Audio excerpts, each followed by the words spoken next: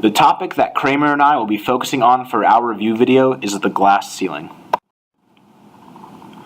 Our Conley textbook defines the glass ceiling as the invisible limit on a woman's climb up the occupational ladder. Glass ceiling is a metaphor for the hard-to-see informal barriers that keep women from getting promotions, pay raises, and further opportunities.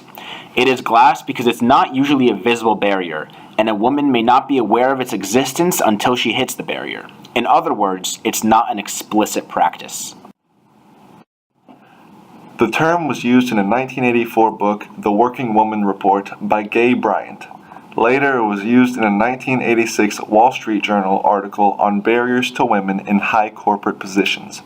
Since the term was coined, women have made great progress in terms of leadership equality with men in the workplace. Despite this, women are still underrepresented in the upper echelons of organizations. Although women are still discriminated against in the professional world, many deny the existence of the glass ceiling.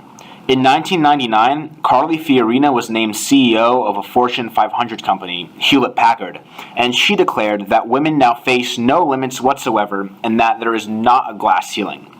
Many others make similar claims and argue that it is the women's choices that keep them off the executive track, or that they don't have the right educational preparation for higher level positions. But let's look at the numbers to see if this is in fact true. Reports of the Federal Glass Ceiling Commission provide disturbing statistical evidence. 95% of senior managers of Fortune 500 and Fortune 1000 companies are men. In the Fortune 2000 companies, only 5% of senior managers are women. These numbers present a statistical profile that is troubling when we consider that the percentage of bachelor's degrees earned by women rose from 35% in 1960 to 57% in 2000. Similar growth exists at the master's degree level, from 32% in 1960 to 58% in 2000. And the rate of growth is even more significant for women earning business degrees.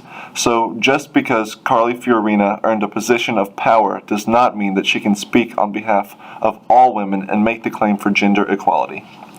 Women are becoming increasingly qualified for executive positions, and the results do not reflect this trend.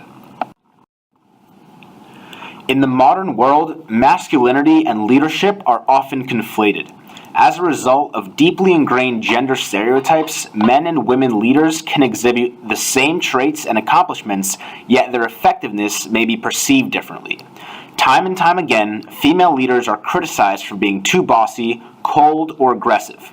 Characteristics that are at odds with traditional feminine attributes like compassion, warmth, and submissiveness. Female leaders who are strong are often viewed as too pushy or ambitious. This traditional gender inequality is one factor that contributes to the existence of the glass ceiling. A somewhat more applicable metaphor for the glass ceiling is that of the labyrinth.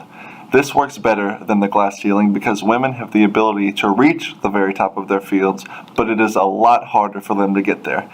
It's as if men have a straight path to get to their goals, but women have to go through a seemingly impossible maze to be where they want to be.